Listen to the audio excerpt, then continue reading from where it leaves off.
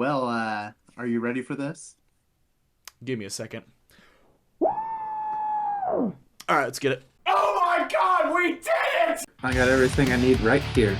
This is the show, guys. It wasn't supposed to be this time. It's a new size.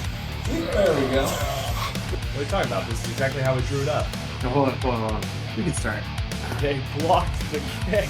Ooh, just win, baby. Sorry I missed your funeral last week. I heard you died. Nah, we got this. How about them Chiefs? Damn you, Shanahan. Good afternoon, football fans, and welcome to... hold on one second here. Another episode of the Trajan Temple Sportcast. I am your host, professional wrestler, and Kansas City Chiefs fanatic Christian Temple, joined alongside, as always, by my good friend, the terrible Turley Trajan. How are we doing this fine week, sir? Before you answer... All right. Go ahead. Sorry. I feel like I've been reborn. The football gods are shining on me. Everything's going my way. It's wonderful. I mean, things have seemed to have gone up for you ever since you became a casual fan. Yeah, just casually liking my team is probably the best. Mm-hmm. Absolutely. So, alrighty. Well, yeah, if you clicked on this video, you probably know what's coming up later on in this video too. But we're going to make you wait like we always do. So without further ado, let's go ahead and flip over to the early game of the Sunday slate, which was the Pittsburgh Steelers getting a measure of revenge against the Cincinnati Bengals. The Joe Flacco-led Cincinnati Bengals, as a matter of fact. All right, this time, the old Flacco did not get the better of us. We got the better of him. He went 23 for 40, 199 yards, one touchdown, one interception. Only got sacked once. Only got sacked once, but they lost to a Mason Rudolph-led team. So, come on. How long was this team led by Mason Rudolph again? Second half, Mason Rudolph ran the team. Aaron Rodgers got a wrist injury in the first half. Maybe we'll be playing this next week. I don't know yet. It's on his left wrist, so it's not his throwing arm. Not the throwing arm, yeah. So he could play. But yeah, no, efficient, and it's mostly defense. Defense carried the day. What else is new? Yeah, it's the usual for us. Meet the old boss, same as the new boss. So anyways, we got touchdowns on the defense, a pick six, fumble returned. No, it's just awesome. Kyle Duggar did an amazing move on Jamar Chase, juking him out, walking into the end zone. I love it. But had a little bit of everything in this one. Absolutely. We started out up 10-6 in the first half, came back out, and we just dominated. 10 points in the third, 14 points in the fourth quarter, winning 34-12. Mason Rudolph was efficient, 12 for 16, one touchdown. Aaron Rodgers was efficient, 9 for 15 for a touchdown.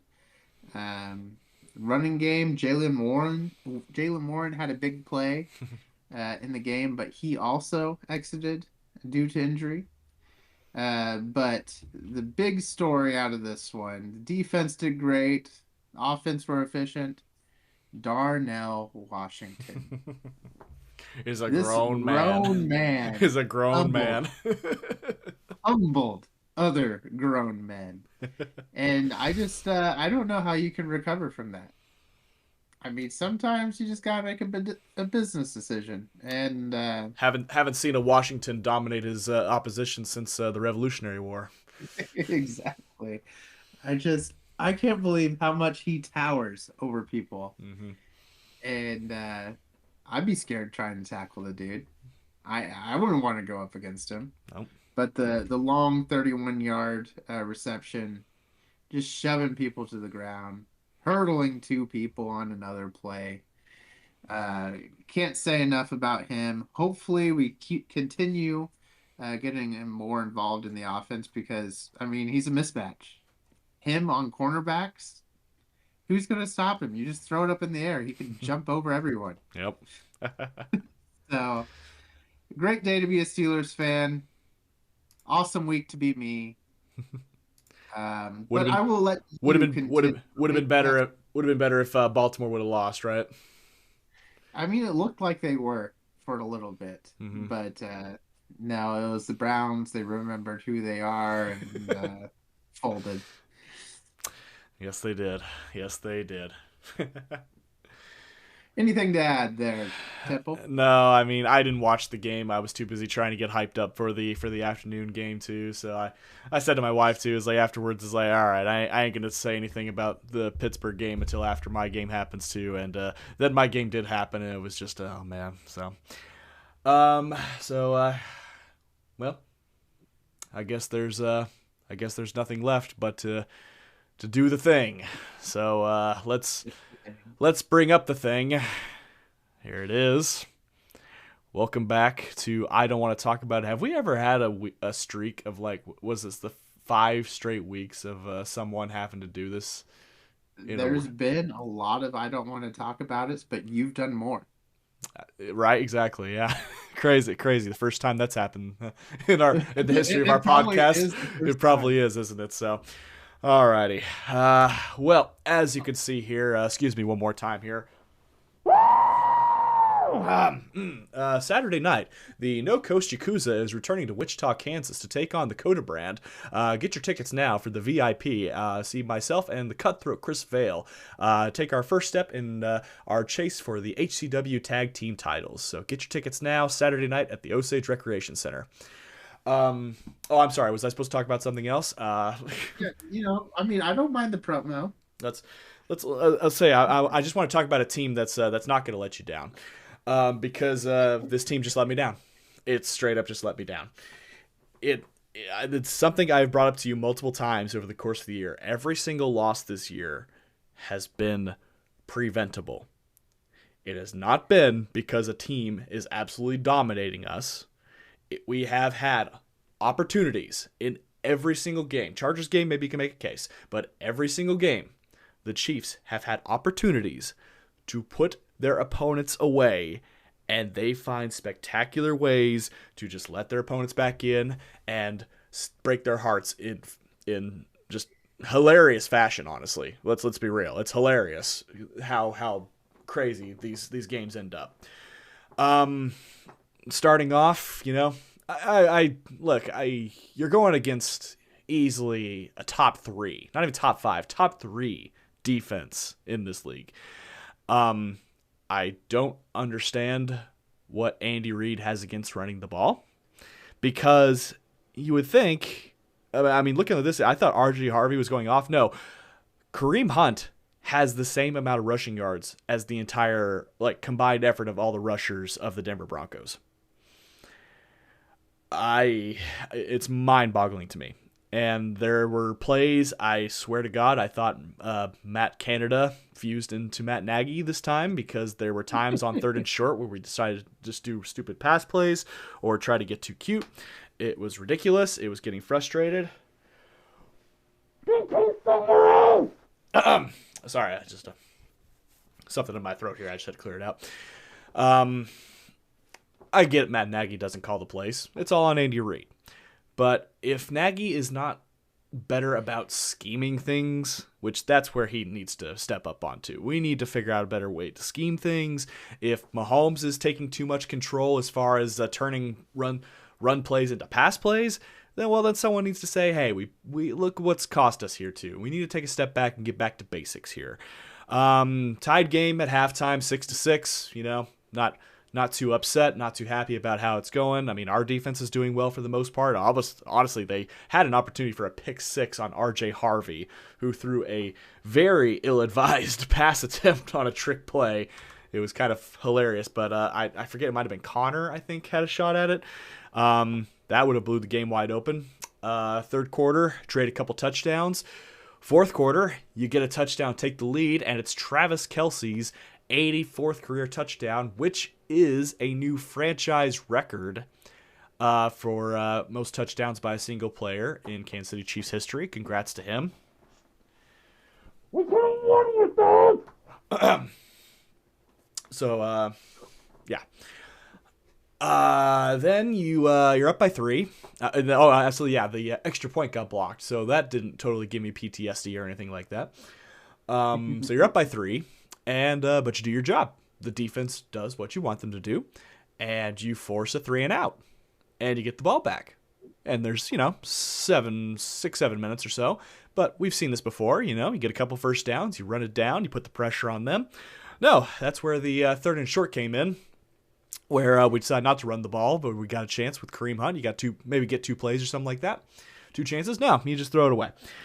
I do have to say, this is easily probably one of the most undisciplined teams I've seen in recent years, because we just cannot seem to stop shooting ourselves in the foot when it comes to penalties. I was happy to have Josh Simmons back, because it looked like he did okay for the most part as far as blocking Mahomes' blindside, so I'm happy about that. Sure beats what we had last year. Besides that, we had an opportunity to put it away. We give the ball back to the Broncos. They tie it up. They get the ball back again. They go down the field and kick the game-winning field goal, thus avenging what had happened last year with the last-second blocked field goal. So, hats off to the Denver Broncos. You are, at this point, in control of your own destiny, going to end our chance to have 10 straight division titles. I guess a blind squirrel does find a nut every once in a while, so good on them for that. Bo Nix was not spectacular, but he wasn't terrible, and that's all he needed to be, because that defense did the rest. And our offense kept giving them opportunity after opportunity with the ball, and they only had 1 touchdown the entire game, but that's all they needed, because the rest were field goals, and that was enough to win. So there you have it. And one more thing. Okay. What this your thoughts. feels like to me? Oh. This feels like, when you're playing Madden and you're just throwing and doing all this crazy stuff, and then you start playing real opponents and you're throwing the ball and it just does not work. I mean, that interception, that was bad. That was really bad. It was. Absolutely. And, I mean, you'd think Mahomes knows the situation. I mean, he does, but you're in the red zone. It's a tight game, a divisional game. I mean, that's where a vet of his caliber comes in handy, and he threw the game away. I mean, I would say this game is on him. I mean, it could be, because we became 2 one-dimensional. And, they're ready for any throw. And, if they're ready for certain pass plays, then that's a pretty good defense. So we did not spread the ball around as much as I normally do. I mean, let's see. Who are we even throwing to? I mean, there's a lot of attempts here. But, I mean, Kelsey got 9 receptions for 91 yards. A good day for him. But then besides that, Rashee Rice got 6, and no one else got past 5. So, I mean, when you know who he's, looking forward to or looking towards and aiming for, it's pretty easy just to shut things down, especially when they know you're not going to try and even attempt to do a running attack. I mean, Kareem only had 13 carries the entire game. And I saw a stat that absolutely ticked me off is whenever Kareem Hunt has 15 plus carries, we're undefeated. We haven't lost a game when he has 15 plus carries. Yeah. So do with that info what you will. I get 45 pass attempts if you're down early. You have to throw. Mm-hmm.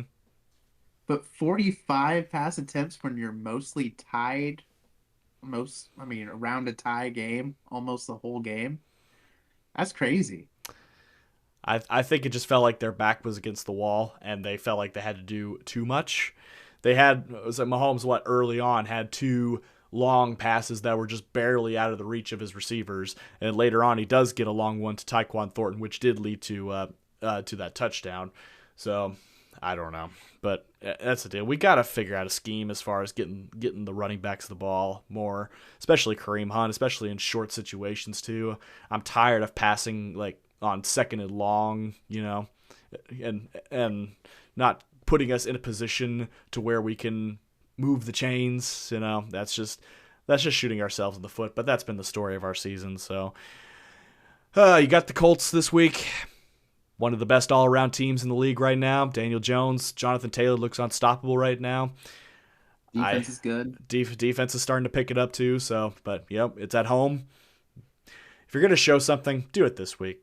Seriously, because it's not, you're not in control of your destiny anymore. This is where you need to figure out who you are as a team and figure out how exactly you want to see yourselves going the rest of the season.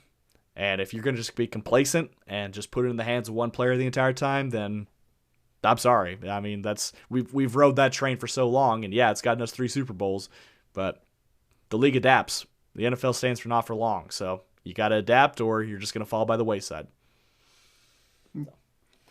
Yeah, no, it's it's gonna happen at some point. I mean, 9 straight seasons being the division champion, it's pretty darn good. I wanted 10.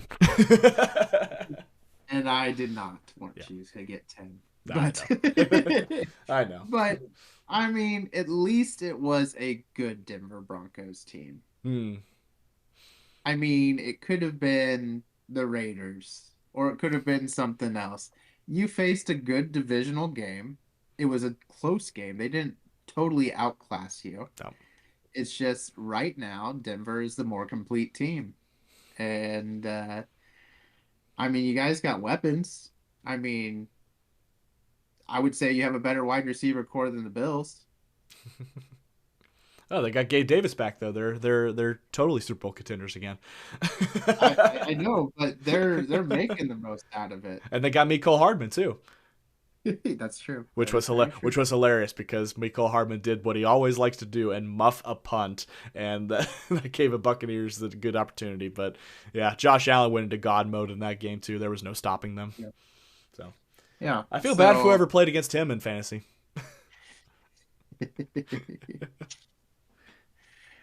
But well, 5-5. yep, 5-5. How many games can you drop? Oh, I mean, if we lose one more, I mean that's not the end, but it's going to be that much more difficult. So, I mean, you basically got to win out. You really do, because you look at the schedules of like the wild card teams that we're competing with too. It's a cakewalk for them, basically. Jags have a very favorable schedule. Yep. And you lost to the Jags, so Yep. they got the tiebreaker. Chargers too. Even though Chargers got mopped this past week by the Jags, I mean, they still got a favorable schedule ahead of them too. We definitely Don't got they still have to play the Broncos twice, though? No, I thought they played them once. I don't know. I don't either. I'll look it up later. But yep, I know they got to play us again too. So if we get swept by the Chargers, then there you go. That's just yeah. I would not look forward to even making the playoffs if we somehow squirmed our way in there too. So, but who knows? So yeah, you got the Colts this week. Figure it out. Just figure something out. That's all I ask. Yeah, that's What do the Steelers got this week? we got a team that I really hope that Aaron Rodgers is healthy for, because as you know, he owns them. Mm-hmm. It is the Bears. This is Even if it's Mason Rudolph, you guys will mop the floor with them. This is a 7-3 Bears team. Yeah, your defense They are is going to kill favored in Caleb. this game. Your defense is going to kill Caleb. I don't know. It's going to be a 6-sack game. All I know is who's the Pope right now? Who's the Where's Pope? he from? Where's he from? I don't know. Chicago? He's from Chicago. I know. Ever since he became the Pope, Chicago's doing good. Maybe he broke the curse. Coincidence? I think not. But this is going to be a really tough game. I did not think this was going to be a tough game going into this year. Mm-hmm. It's funny how the NFL works. They're favored to win. They're Slimly, They're but leading they their are favored division. 50.4 to 49.2. They're leading their division. A division that has the Detroit Lions and the Green Bay Packers and the Minnesota Vikings, all three of which, by the way, made the playoffs last year. Yeah. Well, you remember last year, Chicago Bears, they were kind of the opposite of you guys. They would get in these close games and they could not finish. Mm-hmm. So they had all these close games. This year they're finishing them, and they're Yeah. coming away strong in the fourth quarter, kind of like Denver. These teams are getting confident with these young quarterbacks, and there might be a new hierarchy. I mean, we got New England coming back. Yep. I hate it. We got Denver coming back. I mean, is this the early 2000s? I know, right? It's a crazy timeline we're living in now. Well, speaking know. of hierarchy, it is week 12 next week, which means the return of the progress report tier maker. It'll be interesting to see where teams shake out here. He's already rubbing his hands. Oh Lord. Honestly, this might be a spoiler. Even if the Chiefs beat the Colts next week, I still might put them down to meh. Honestly, just the way things have been going. Loss and bleh. Oh God, yeah, you would.